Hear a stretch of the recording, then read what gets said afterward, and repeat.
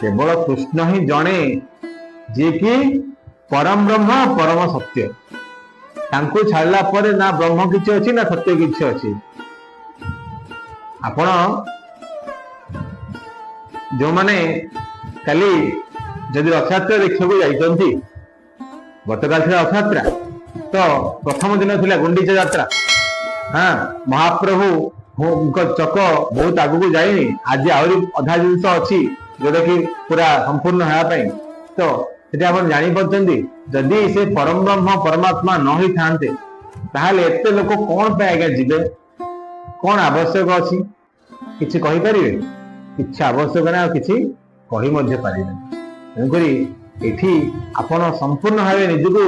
भगवान को सामने सबमिट करिया पड़ियो जे तांको छड़ा ए दुनिया रे किए भी बड़ नुह एटा आपन को मानिबा को पड़ियो।